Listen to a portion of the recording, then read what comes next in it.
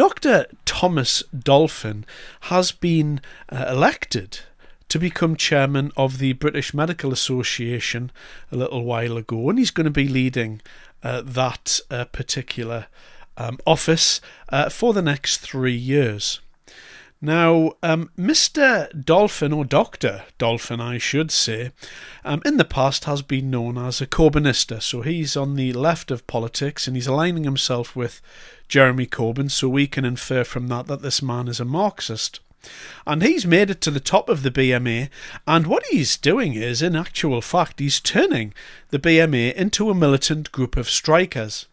Now, I've got a short clip here of a Radio 4 interview that Dr. Dolphin done with Nick Robinson, and during this very, very short clip, the whole of the arguments surrounding why the resident doctors are going on strike are painfully exposed.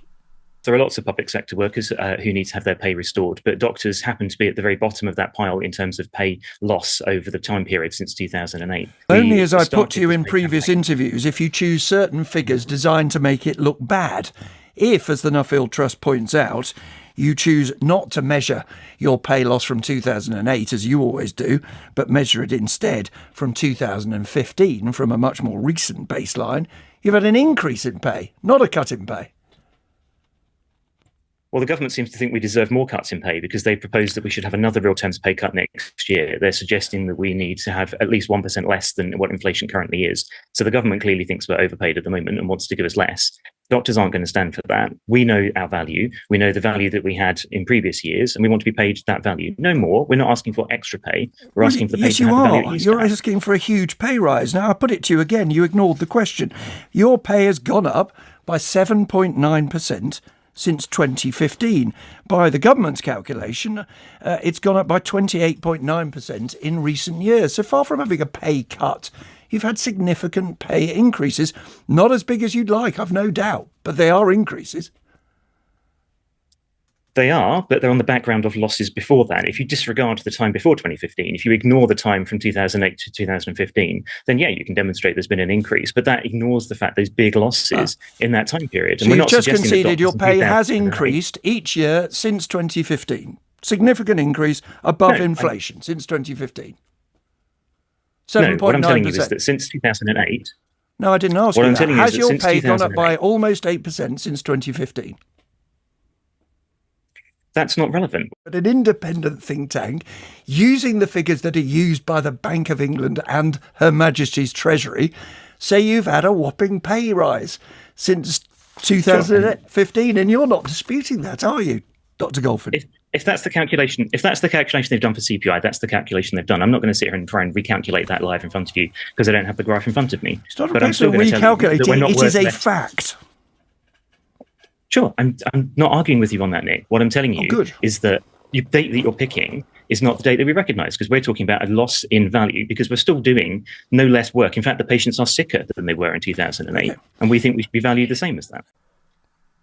Now, that's the man at the top of the organisation, and he can't even convince you as to what is going on. So just to frame what happened there, since 2015, annualised, this is every year, the doctors have received 7.9% increase, which is above inflation increase, the best pay increases in Britain over an extended period of time. And in fact, over the last 3 years, the accumulated increases in salary have totaled 28.9%. And so, really, what you're looking at here is above average pay increases since 2015, and over the last 3 years, almost a third has been added onto the salary of resident doctors. Now, nobody's taking away the job that resident doctors do.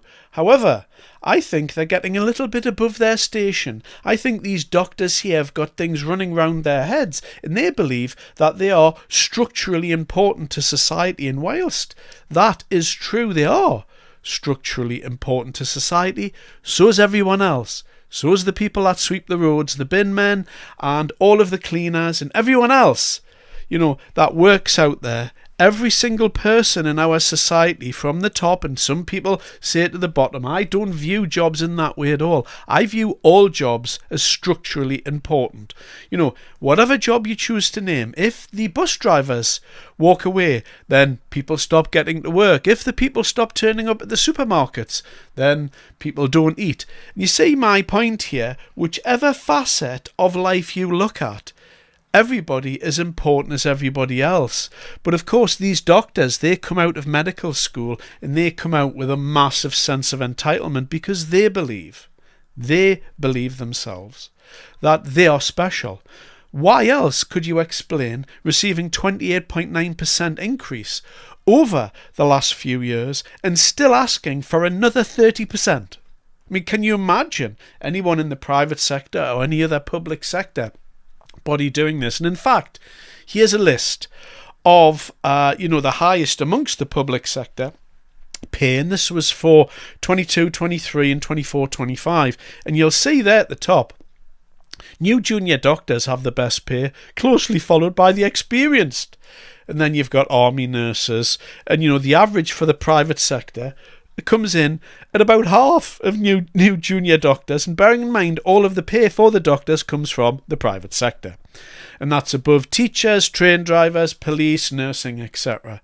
So you see what this doctor is talking about, and his whole argument here, the full thrust of his argument is that from 2008 to 2015, so we're talking about something that happened 17 years ago starting, running up to 10 years ago. So for that 7-year period, the argument that Dr. Thomas Dolphin is proposing is that they lost some pay during that time. There wasn't the increases that they were hoping for, and we need to repair that damage going back. And of course, what you really need to remember is that people are a lot sicker than they once were.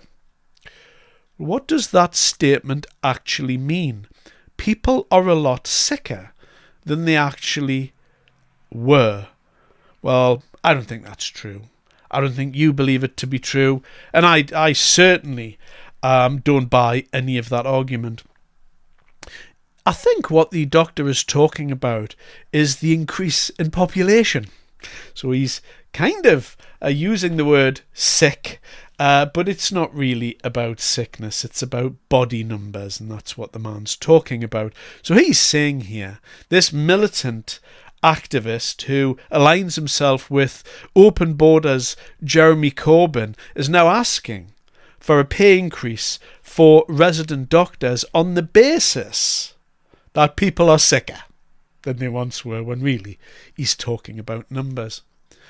And the thing that I get from all of this, looking at what that doctor said there, and looking at the evidence, the pay, and looking at everyone in society, and particularly looking at the cost of living crisis, I view this person here to be a scumbag of the highest order, a despicable creature. I'm not going to call this person a man, because men do not put old age people at risk, and young people at risk especially, at a time in the year when it's the worst time for the NHS. We're talking about in the days leading up to Christmas. This man is, the point of the spear. This is the man that's turned the junior doctors, the resident doctors, into these militant group of strikers, and he's convinced them en masse, allegedly speaking, because we don't know the full details of how many of these resident doctors voted for this, but this Dr. Dolphin here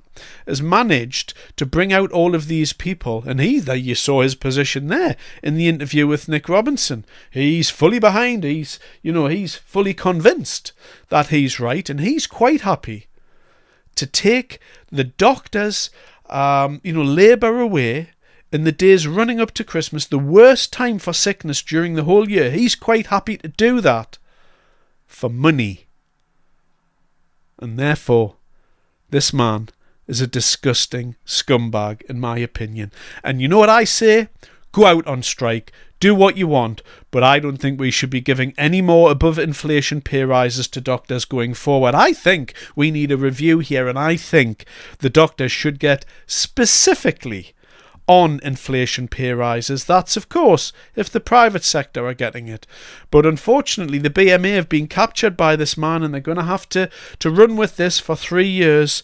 And I really hope they enjoy the shift in perception that the public has had for the health service. You know, since COVID, the perceptions of the health service have changed. And with this latest development here, you know, what do they expect people to feel when everybody is struggling to put food on the table? Everyone's struggling with energy bills, cost of living, though everything's going up at the moment, asking for another 30% on top of the almost 30% they've had over the last 3 years.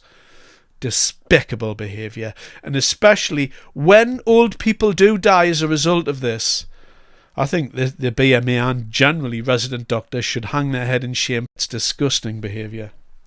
Thanks very much for your time.